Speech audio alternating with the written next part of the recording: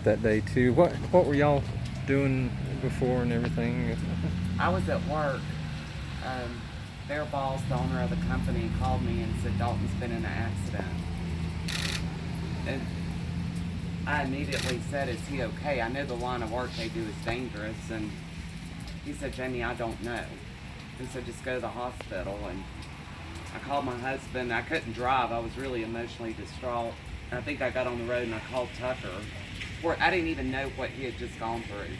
I mean, I feel bad now. I think about it. But I'm like, "Tucker, is he alive? You know, what's going on?" And he said, "Aunt Jamie, he's breathing. That's all I know. He's in the ambulance." I think that's all he could tell me. So I think I was kind of thinking a little positive till we went into mission, and the chaplain came out and spoke with immediate family, and she said, "We're flying him to a burn specialist." And I went in the room and he was all hooked up, and I don't know what made me ask, but I said, "Is his brain okay?" I guess in the back of my mind I was curious, did he have brain damage? And the doctor said right now he's fighting for his life. So at that moment I looked around the room and I think everybody pretty well lost control.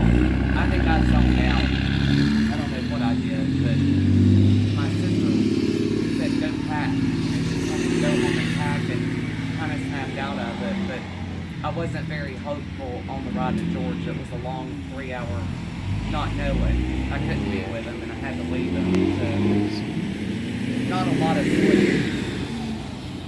He's wide open now though. It's like he was never really, you know. Oh, It's just crazy. Like I said, we just were up and down, and you know, I still feel bad because at the time I didn't know everybody else was a little bit more level-headed. No, I was very level-headed. They just saw more than I saw. Oh, yeah. So they weren't as optimistic as I seemed to be as the mother, but they didn't tell me how bad he really was.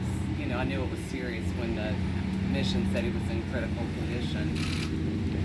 They had a lot of trouble with his heart and his breathing, and I think they actually got all that, you know, under control. They were still worried about the burns, but in the heart. He I have to struggled. wear this heart monitor.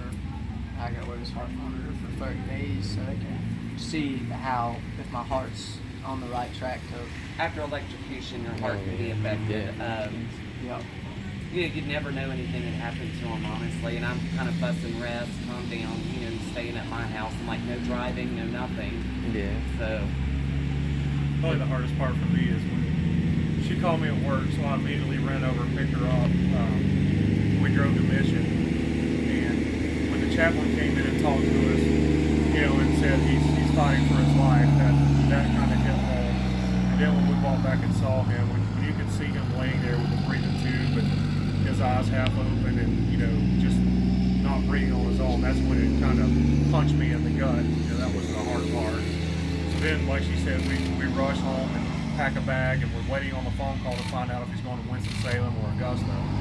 So we get the call to Augusta, and like she said, the 3-hour drive down there, not knowing anything, is like, I mean, it was just, I mean, we were trying to do anything to keep our minds off of it. You know, we were talking, saying, you know, we have to just think positive. That's the only thing we do is think positive, pray. And I mean, and her sister Julie called and said when they were getting ready to put him on the helicopter, Dalton kind of popped up and started, you know, moving his arms and legs and fighting. So that was a good sign that he could move his arms and legs. Yeah. But still, you know, we didn't know anything more than that.